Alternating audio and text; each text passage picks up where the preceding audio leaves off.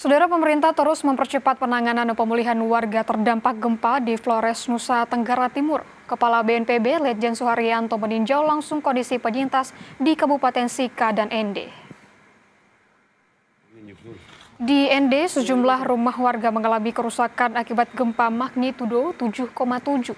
Pemerintah menyiapkan bantuan perbaikan rumah serta hunian tetap bagi warga dengan rumah rusak berat.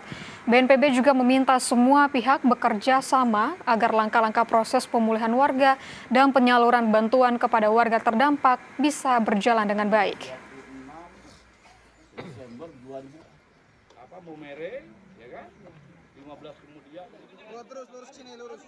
Rata-rata masyarakat di Kabupaten Sika yang mengungsi di Samador itu kebanyakan masyarakat yang rumahnya rusak ringan dan sedang dan rata-rata yang trauma. Ada beberapa warga yang menginginkan bahwa apa yang diucapkan oleh kami terkait dengan langkah-langkah yang akan dilakukan itu betul-betul terwujud. Dan tadi kita sudah sepakat, tentu saja untuk terwujud ini harus bekerja semua pihak. BNPB mengungkap sejumlah kendala penyaluran bantuan korban gempa di NTT mulai dari akses sulit hingga sebaran pengungsi mandiri. Lebih dari 59.000 orang mengungsi. Menurut BNPB, petugas kesulitan menembus desa-desa terisolasi pasca gempa dahsyat di Flores, salah satunya desa Nitung di Palue Sika. Petugas juga butuh waktu mendata dan menyalurkan bantuan untuk warga yang mengungsi secara mandiri. BNPB mencatat jumlah pengungsi mencapai 59.647 orang, terbanyak berada di Kabupaten Manggarai.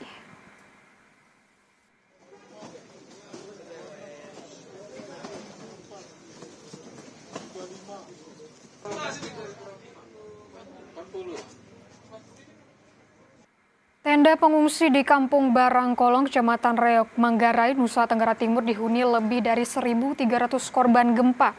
Namun dapur umum sangat minim di lokasi tersebut. Pengungsi di Desa Barangkolong, Reok, Kabupaten Manggarai sudah menerima bantuan logistik seperti beras dan mie instan. Namun minimnya dapur umum membuat warga kesulitan memenuhi kebutuhan makan mereka. Warga juga masih menempati tenda darurat yang serba terbatas. Fasilitas sanitasi juga sangat dibutuhkan. Kami dapat beras, mie, terus air minum, itu sering kami dapat. Terus masaknya di mana? Masaknya itu pakai kompor.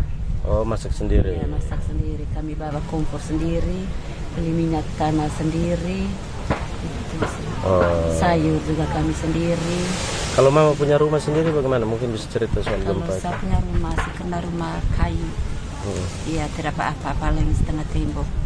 Itu pun hanya dia punya plesternya yang runtuh.